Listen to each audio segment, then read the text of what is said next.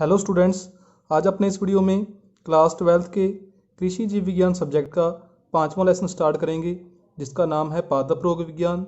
तो आज अपने एक नया लेसन स्टार्ट कर रहे हैं, मतलब अपने इस लेसन का आज करेंगे पार्ट फर्स्ट। स्टूडेंट्स, लेसन के स्टार्टिंग में पादप रोग विज्ञान से संबंधित कुछ सामान्य परिचय दिया हुआ है। अपने उस परिचय में से मेन पॉइंट करेंगे।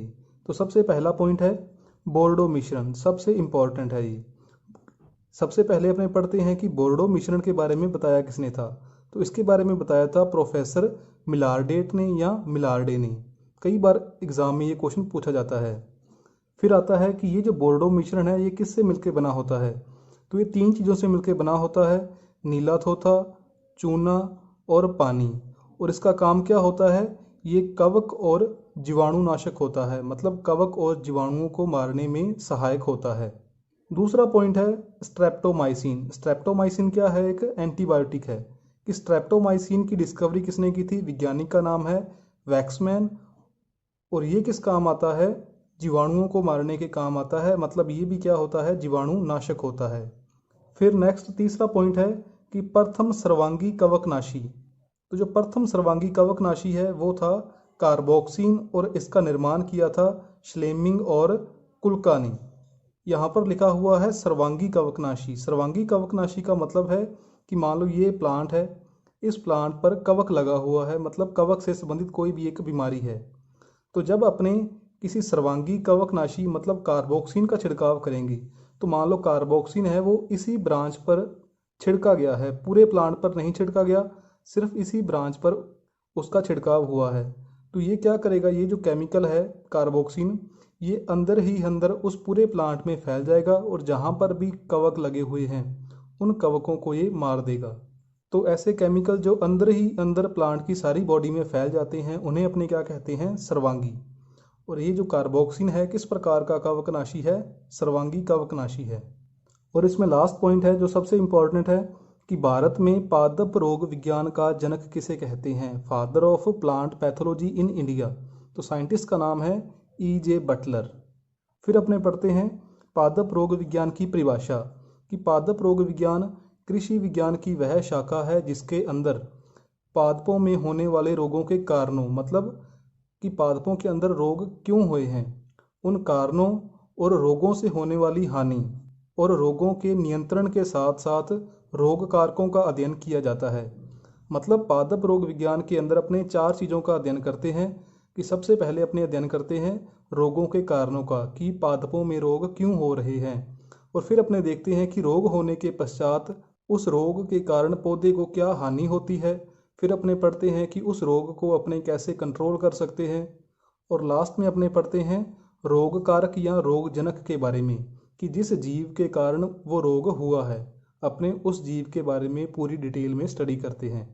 तो कृषि विज्ञान की वह शाखा जिसके अंदर पादप रोगों के कारणों, रोगों से होने वाली हानि, रोगों के नियंत्रण और रोग कारकों का अध्ययन किया जाता है, उसे अपने क्या कहते हैं, पादप रोग विज्ञान कहते हैं। फिर नेक्स्ट आती है शब्दावली। इस शब्दावली में काफ़ी सारी परिभाषाएं आती हैं। इसमें वो सभी परिभाषाएं आती हैं या वो सभी शब्द आते हैं जिन शब्दों का उपयोग अपने इस लेसन के अंदर आगे करेंगे। तो उन शब्दों के बारे में अपने को पता होना चाहिए।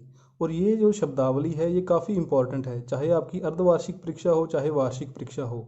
इस शब्दावली में से 1 से 2 परिभाषाएं एग्ज़ाम में पूछी जाती हैं। तो सबसे पहली परिभाषा आती है कि रोग किसे कहते हैं या डिजीज़ किसे कहते हैं। कि रोग एक हानिकारक प्रक्रिया है जो निरंतर उत्तेजना के कारण होती है। नॉर्मल सी बात है कि रोग क्या है, हानिकारक प्रक्रिया ही है जिससे पौधे को नुकसान होता है, जिसके कारण कुछ पीड़ा उत्पन्न करने वाले लक्षण प्रकट होते हैं। पीड़ा उत्पन्न करने वाले कैसे, एक सामान्य पौधा अपनी सामान्य वृद्धि कर रहा है, लेकिन जब वो रोगग्रस्त हो जाएगा, उस पौधे में कोई भी रोग हो जाएगा, तो उसकी वृद्धि रुक जाएगी। जो पत्तियां हैं पत्तियां नीचे झड़ जाएंगी, जो शाखाएं हैं शाखाएं वृद्धि करना बंद कर देंगी। तो मतलब ये सारे किस प्रकार के लक्षण हैं, जो फूल हैं वो फूल झड़ जाएंगे, उन फूलों से फल नहीं बनेंगे। तो ये सारे किस प्रकार के लक्षण हैं, पीड़ा उत्पन्न करने वाले लक्षण हैं। तो उसे अपने क्या कहते हैं, रोग कहते हैं। जैसे अपने लास्ट वीडियो में आपने पढ़ा था, एक डिजीज़ पढ़ी थी नींबू का कैंकर रोग, जिसमें नींबू की पत्तियों पर भूरे रंग के धब्बे बन जाते थे। नेक्स्ट परिभाषा आती है कि रोग जनक किसे कहते हैं। तो रोग उत्पन्न करने वाले जीव को या रोग उत्पन्न करने वाले कारक को अपने क्या कहते हैं, रोगजनक कहते हैं। जैसे नींबू का कैंकर रोग किसके कारण उत्पन्न हुआ था, एक जीवाणु के कारण उत्पन्न हुआ था, और उस जीवाणु का क्या नाम था, जैंथोमोनास। तो वह कारक जिसके कारण रोग उत्पन्न होते हैं उसे अपने क्या कहते हैं, रोगजनक कहते हैं। फिर नेक्स्ट आता है परजीवी या पैरासाइट।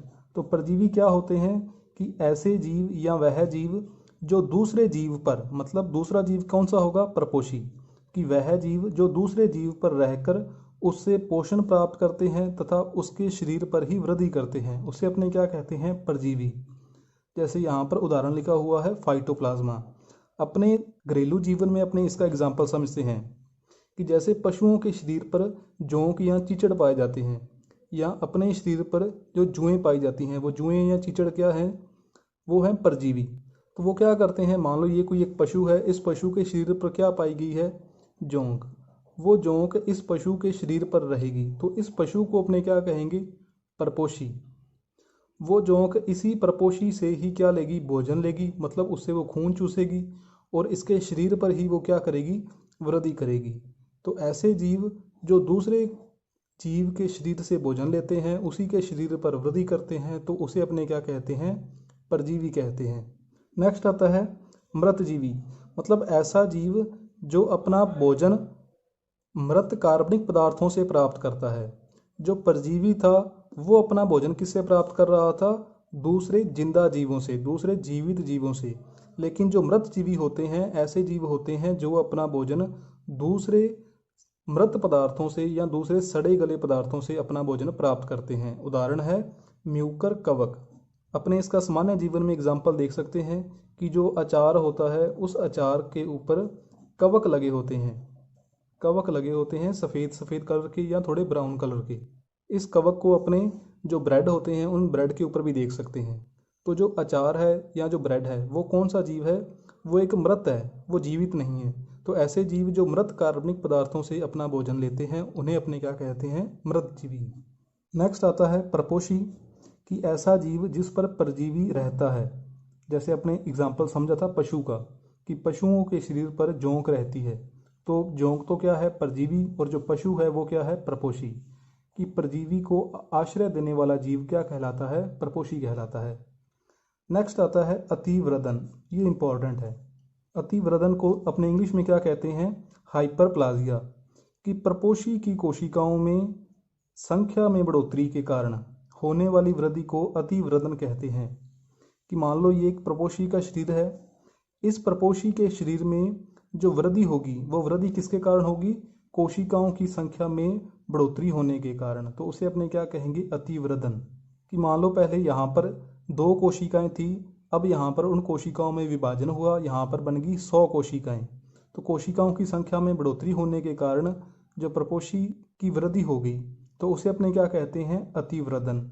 एक इसके जैसी ही दूसरी डेफिनेशन है, वो है अतिवृद्धि। कि परपोषी की कोशिकाओं के आकार में बढ़ोतरी के कारण होने वाली वृद्धि। कि यहाँ पर जो परपोषी के शरीर में वृद्धि होगी वो किसके कारण होगी, कोशिकाओं के आकार में वृद्धि के कारण। और यहाँ पर किसके कारण हो रही थी, कोशिकाओं की संख्या में बढ़ोतरी के कारण। मतलब यहाँ पर तो कोशिका का आकार बढ़ रहा है और यहाँ पर कोशिका में विभाजन हो रहा था, नई कोशिकाएं बन रही थी। तो इन दोनों में आपने कंफ्यूज नहीं होना है, ये दोनों ही एग्जाम के अंदर पूछी जाती हैं। नेक्स्ट आता है अविकल्पी परजीवी, मतलब ऐसा परजीवी जिसके पास और कोई भी विकल्प नहीं है, वो सिर्फ और सिर्फ एक जीवित जीव पर ही निर्भर करता है। वो जीवित जीव से ही अपना भोजन लेता है, उसी पर ही वृद्धि करता है, उसी पर ही गुणन करता है। उस परजीवी को अपने क्या कहते हैं, अविकल्पी परजीवी। मतलब ऐसा परजीवी जो सिर्फ जिंदा जीव से ही भोजन लेता है, वो सड़े गले पदार्थों से, मृत पदार्थों से अपना भोजन नहीं लेता, उसे अपने क्या कहते हैं, अविकल्पी परजीवी। नेक्स्ट आता है उत्तकक्षय। कोशिकाओं तथा उत्तकों की मृत्यु होना क्या कहलाता है, उत्तकक्षय कहलाता है।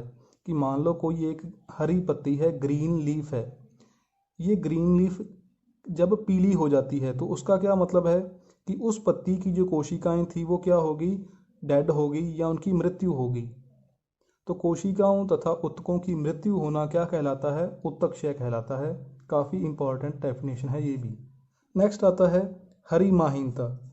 हरिमाहीनता क्या होता है कि जो पर्णहरित है, पर्णहरित की कमी हो जाती है, मतलब पौधों में पीलापन आ जाता है।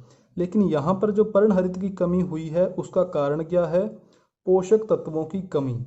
कि पोषक तत्वों की कमी के कारण जब पर्णहरित नष्ट होना शुरू हो जाए तो उसे अपने क्या कहते हैं? हरिमाहीनता।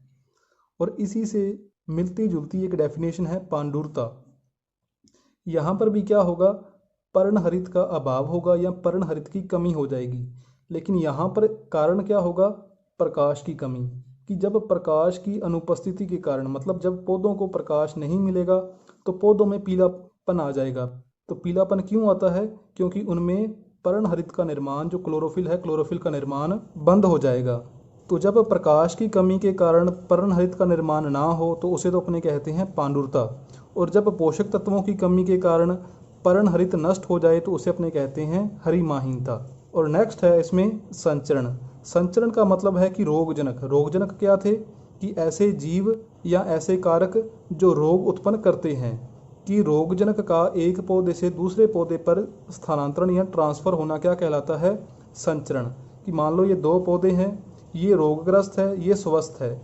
ये रोगग्रस्त है मतलब यहाँ पर क्या उपस्थित है? रोगजनक। तो जब रोगजनक इस पौधे से इस पौधे पर जाएगा तो उसे अपने क्या कहेंगे? संचरण। नेक्स्ट डेफिनेशन है संक्रमण। तो संक्रमण क्या होता है? कि प्रपोशी में रोगजनक का स्थापित होना। इसका क्या मतलब है? कि जैसे अब कोरोना डिजीज़ है, कि मान लो ये एक मनुष्य है, इस मनुष्य के अंदर जो वायरस है वो वायरस एंटर कर गया तो वो मनुष्य क्या हो जाएगा? बीमार हो जाएगा। मतलब अपने क्या कहते हैं कि वो क्या हो गया? वो संक्रमित हो गया उस वायरस से। तो उसे ही अपने क्या कहते हैं? संक्रमण। कि प्रपोशी यहाँ पर क्या था? वो मनुष्य था। और रोगजनक क्या है वहाँ पर? वो वायरस। कि प्रपोशी में रोगजनक का प्रवेश करना या उसके शरीर में स्थापित होना क्या कहलाता है? संक्रमण कहलाता है। नेक्स्ट आता है लक्षण।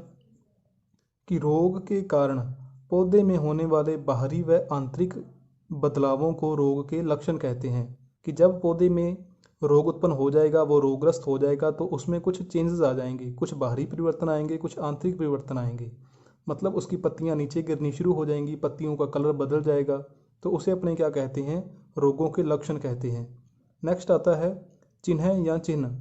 तो पौधे के रोगग्रस्त भाग पर दिखाई देने वाला रोगजनक क्या कहलाता है? रोग चिन्ह कहलाता है। कि मान लो पौधे का एक रोगग्रस्त भाग है, कि पत्ती है उसकी वो ब्राउन होनी शुरू होगी, उसमें बुरे बुरे धब्बे बन गए।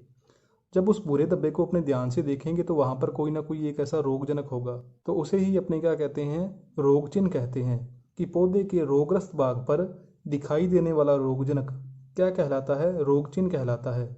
नेक्स्ट आता है निवेश द्रव्य। कि रोगजनक का वह भाग जो प्रपोशी पौधे के संपर्क में आता है। कि रोगजनक का वह भाग जो प्रपोशी पौधे के संपर्क में आता है उसे अपने क्या कहते हैं? निवेश द्रव्य कहते हैं। इसका क्या मतलब है? कि मान लो कोई भी एक सुंडी है या कोई कीड़ा है, उसके कारण प्लांट में कोई रोग हो रहा है। तो ये मान लो कोई पौधा है, तो इसका ये मतलब तो नहीं है कि इस सुंडी के कारण पौधे में रोग हो रहा है। तो इसका ये कारण तो नहीं है कि ये जो सुंडी है वो पौधे के अंदर ही प्रवेश कर जाएगी। ऐसा तो नहीं होगा। ये जो सुंडी है वो सारी की सारी इस पौधे के अंदर प्रवेश तो नहीं करेगी, बल्कि क्या होगा कि इस जो सुंडी है या ये जो कीड़ा है, इसका कोई ना कोई एक ऐसा भाग है जो पौधे के अंदर प्रवेश करेगा और उसके कारण रोग उत्पन्न हो जाएगा। तो रोगजनक का वह भाग जो प्रपोशी पौधे के संपर्क में आता है जिसके कारण रोग उत्पन्न हुआ है, तो उसे अपने क्या कहते हैं? निवेश द्रव्य कहते हैं। नेक्स्ट है वाहक। तो वाहक क्या होते हैं? कि वह जीव जो रोगजनक को एक पौधे से दूसरे पौधे पर लेके जाता है। कि मान लो दो पौधे हैं, यहाँ पर रोगजनक है, अब ये रोगजनक दूसरे पौधे तक कैसे पहुँचेगा? या तो हवा द्वारा जाएगा या पानी के द्वारा जाएगा। यहाँ क्या होगा कि मान लो पौधे पर कोई ना कोई कीट बैठा है, और जब ये कीट इस पौधे से इस पौधे पर जाएगा तो चांस है कि ये जो रोगजनक है वो इस कीट के ऊपर आ जाएगा। और जब ये कीट इस पौधे पर जाएगा तो इस कीट के साथ साथ जो रोगजनक है वो भी इस पौधे पर पहुंच जाएगा। तो यहाँ पर कीट किस काम को कर रहा है? या यहाँ पर अपने इस कीट को क्या कहेंगे? वाहक कहेंगे। कि वह जीव जो रोगजनक को एक पौधे से दूसरे पौधे पर लेके जाता है उसे अपने क्या कहते हैं? वाहक कहते हैं। सेकंड है एकांतर प्रपोशी। कि दो अलग अलग जातियों के प्रपोशी पौधों में से, मान लो अपने पास दो पौधे हैं, ए और बी, दोनों की जातियां अलग अलग हैं। कि दो अलग अलग जातियों के प्रपोषी पौधों में से वह पौधा जो कवकों का जीवन चक्र पूरा करने के लिए आवश्यक होता है। कि मान लो ये कोई ए पौधा है, इस पर कवक के कारण बीमारी होती है, मतलब कवक इस पर आकर रहता है और इसको रोगग्रस्त कर देता है, यहाँ पर बीमारियाँ उत्पन्न करता है। लेकिन अपने क्या करेंगे, अपने तो 6 महीने के बाद इस पौधे की कटाई कर देंगे। तो कटाई करने के बाद ये कवक कहाँ जाएगा? तो कटाई करने के बाद ये जो कवक है किसी दूसरे पौधे पर रहकर अपना जीवन चक्र पूरा करेगा। तो इस दूसरे पौधे को अपने क्या कहेंगे? एकांतर प्रपोषी। कि दो अलग अलग जातियों के प्रपोषी पौधों में से वह पौधा जो कवकों के जीवन चक्र को पूरा करने के लिए आवश्यक होता है उसे अपने कहते हैं एकांतर प्रपोषी। नेक्स्ट आता है कवकनाशी। कि जो रसायन कवकों को मारने में सक्षम हो, कि जो केमिकल कवकों को मार देते हैं उन्हें अपने कहते हैं कवकनाशी। जो जीवाणुओं को मारते हैं उन्हें अपने कहते हैं जीवाणुनाशी। नेक्स्ट आता है पैथोवार। पैथोवार क्या होता है? कि जीवाणु की रोगजनक जाति का एक उपविभाजन। मान लो ये एक जीवाणु है जैंथोमोनास। इस जैंथोमोनास की जाति क्या है? एक्सोनोपोडिस। इस जाति का भी आगे एक उपविभाजन है सिट्राई। मतलब ये एक जीवाणु है, इस जीवाणु की जाति क्या है? एक्सोनोपोडिस। और इसकी भी आगे एक उपजाति है या उपविभाजन है, वो क्या है? सिट्राई। अब इस उपजाति का जो जीवाणु होगा वो सिर्फ और सिर्फ किस में रोग उत्पन्न करेगा? सिर्फ और सिर्फ नींबू या सिट्रस में ही रोग उत्पन्न करेगा, किसी और पौधे में रोग उत्पन्न नहीं करेगा। तो उसे अपने कहते हैं पैथोवार। कि जीवाणु की रोगजनक जाति का एक उपविभाजन जो केवल एक निश्चित जाति को ही संक्रमित करता है उसे अपने क्या कहते हैं? पैथोवार कहते हैं। नेक्स्ट है रोग चक्कर। रोग चक्कर क्या होता है? कि रोगजनक के विकास की विभिन्न अवस्थाएं, मतलब कैसे रोगजनक या कैसे कोई जीवाणु या कोई विषाणु कैसे वो उत्पन्न होता है, कैसे वो बड़ा होता है, कैसे वो अपनी संख्या में वृद्धि करता है। तो वे क्या होगी? इसकी विभिन्न अवस्थाएं। कि रोगजनक के विकास की विभिन्न अवस्थाओं तथा उनका प्रपोषी पर पड़ने वाला विपरीत प्रभाव, इन सभी के अध्ययन को अपने क्या कहते हैं? रोग चक्र कहते हैं। कि मतलब कि ये एक पौधा है, इस पर एक रोगजनक कैसे इस पर आया, उस रोगजनक ने कैसे इसके अंदर प्रवेश किया, कैसे अपनी वृद्धि की, कैसे इस पौधे को रोगग्रस्त किया, मतलब पौधे पर क्या इसके विपरीत प्रभाव पड़े। इन सभी के अध्ययन को अपने क्या कहते हैं? रोग चक्र कहते हैं। नेक्स्ट आता है सर्वांगी। कि ऐसा रसायन जो अंदर ही अंदर पौधे के सारे शरीर में फैल जाता है उसे अपने क्या कहते हैं? सर्वांगी कहते हैं। जैसे अपने लेसन के स्टार्टिंग में पढ़ा था कि एक कवक था, वो कवक कैसा था? सर्वांगी कवकनाशी था। मतलब एक बड़ा सारा प्लांट है, उस प्लांट की सिर्फ अपने इतनी जगह पर ही एक केमिकल को छिड़का है, लेकिन होगा क्या कि ये केमिकल अंदर ही अंदर उस सारे प्लांट में फैल जाएगा। तो उस केमिकल को अपने क्या कहते हैं? सर्वांगी। कि ऐसा रसायन जो अंदर ही अंदर पौधे के सारे शरीर में फैल जाता है उसे अपने कहते हैं सर्वांगी। नेक्स्ट आता है प्रतिजैविक या एंटीबायोटिक। तो क्या होते हैं? कि एक सूक्ष्म जीव द्वारा उत्पन्न रासायनिक पदार्थ जो दूसरे सूक्ष्म जीव के लिए हानिकारक होते हैं उन्हें अपने क्या कहते हैं? एंटीबायोटिक या प्रतिजैविक। जैसे अपने पढ़ा हुआ है पेनिसिलिन। पेनिसिलिन एक क्या है? एंटीबायोटिक या प्रतिजैविक है। इस पेनिसिलिन का उत्पादन किससे होता है? एक कवक से होता है। ये कवक एक ऐसे केमिकल का उत्पादन करता है जो दूसरे जीवों के लिए या दूसरे सूक्ष्म जीवों के लिए क्या होता है? हानिकारक होता है। मतलब जो पेनिसिलिन होगा वो दूसरे जीवाणुओं को मार देगा, तो उसे अपने क्या कहते हैं? प्रतिजैविक। कि एक सूक्ष्म जीव के द्वारा, ये कवक क्या है? एक सूक्ष्म जीव। कि एक सूक्ष्म जीव द्वारा उत्पन्न ऐसा रासायनिक पदार्थ जो दूसरे सूक्ष्म जीवों के लिए हानिकारक होता है उसे अपने क्या कहते हैं? प्रतिजैविक कहते हैं। लास्ट है फाइलोडी। कि पुष्पीय भागों का पत्ती जैसी संरचना में चेंज हो जाना, रूपांतरित हो जाना क्या कहलाता है? फाइलोडी कहलाता है। कि कुछ बीमारियों में क्या होता है, कुछ रोगों में क्या होता है कि जो पौधे का पुष्पीय भाग है वो पत्ती जैसी संरचनाओं में चेंज हो जाता है, तो उस रोग को अपने क्या कहते हैं? फाइलोडी रोग कहते हैं। जैसे तिल का फाइलोडी रोग। कि जो तिल है, तिल का जो पुष्पक्रम है, जो पुष्प हैं वो पत्ती जैसी संरचनाओं में बदल जाते हैं। तो शब्दावली के बाद नेक्स्ट टॉपिक आता है कि फसलों के प्रमुख रोग कारकों का सामान्य परिचय। रोग कारक क्या होते हैं? कि ऐसे कारक जो रोग उत्पन्न करते हैं। तो अपने उन सभी एक एक करके उन रोग कारकों के बारे में पढ़ेंगे। कि रोग उत्पन्न करने वाले कारकों को अपने क्या कहते हैं? रोगजनक कहते हैं। ये रोगजनक जैविक भी हो सकते हैं, मध्य जैविक भी हो सकते हैं और अजैविक भी हो सकते हैं। जैविक का मतलब वो जिंदा भी हो सकते हैं, अजैविक का मतलब वो मृत भी हो सकते हैं, और मध्य जैविक का मतलब कि वो जीवित और मृत के बीच की कड़ी भी हो सकते हैं। जैसे वायरस, वायरस किस में आएगा या विषाणु किस में आएगा, मध्य जैविक में आएगा। तो ये कुछ रोगजनक या रोग कारक लिखे हुए हैं जिनके कारण पौधों में रोग उत्पन्न होते हैं। तो अपने एक एक करके इनके बारे में पढ़ते हैं। सबसे पहले अपने पढ़ेंगे कवक के बारे में। तो अपने स्टार्ट करते हैं कवक के बारे में कि सूक्ष्म जीव विज्ञान की वह शाखा जिसमें कवकों का अध्ययन किया जाता है उसे अपने क्या कहते हैं, कवक विज्ञान कहते हैं। मतलब विज्ञान की वह शाखा जिसमें अपने कवकों का अध्ययन करते हैं उसे अपने क्या कहेंगे, कवक विज्ञान। और कवक विज्ञान को इंग्लिश में कहते हैं माइकोलॉजी, माइकोलॉजी। और कवक विज्ञान का जनक कौन है, P.A. माइकेली।